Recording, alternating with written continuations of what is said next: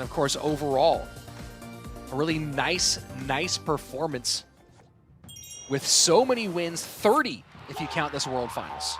Yeah, and that's coming from a rookie. So, used quite a bit and coming through handedly for his team and going with wall breakers once again. Miner is Mugi's favorite win condition by a mile.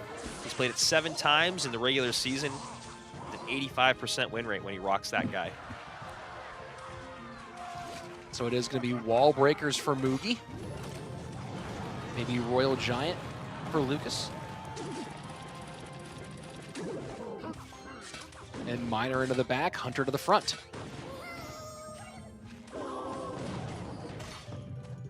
know, Andrew, while we mentioned all the nerfs that are coming in, there are a few buffs coming in for this next season. And if we do see Sweep, maybe we'll see one of those buff cards coming out, the Goblin Giant. Going to be hitting a little bit faster this time, from 1.7 seconds down to 1.5 seconds for that hit speed, which is fairly significant if you get that Goblin Giant on tower. And of course, you add in that a slight buff to the bats, even in them out after they were hit pretty hard by the Nerf Hammer a few months ago. And then the Witch getting kind of a significant one. The first spawn of skeletons coming out instead of 3.5 seconds with just 1 second of time ticking away. Yeah, and actually, I'll be honest, I love all of those buffs that you just mentioned, Rich. I think it's really important for the Goblin Giant to get a bit of a lift here, a facelift here in competitive play. It's used so rarely that it does feel like that card just needs a little bit of love. I don't think it's getting over buffed. I think it's appropriate. And then, you talk about the Witch, and I do agree that the Witch fell too far out of the meta when they changed that spawn because, I understand the Witch not needing to do as much damage as it did in that insane, month or whatever when it was just killing everything in every deck. The splash damage was everywhere.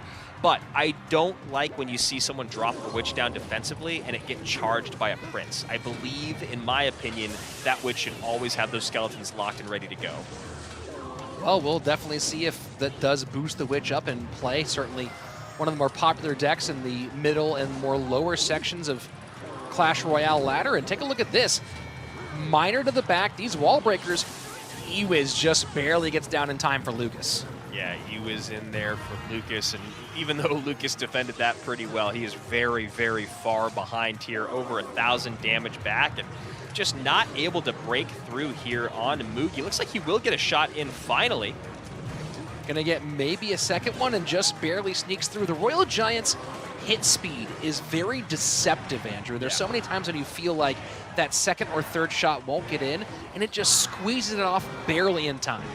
And I like what we're seeing here out of Lucas, except he was trying to get a little too fancy for his own good. I would love to see him over-defend in that moment. And just like that, going to be an easy set going towards Mugi. Ponos up 2-1 here.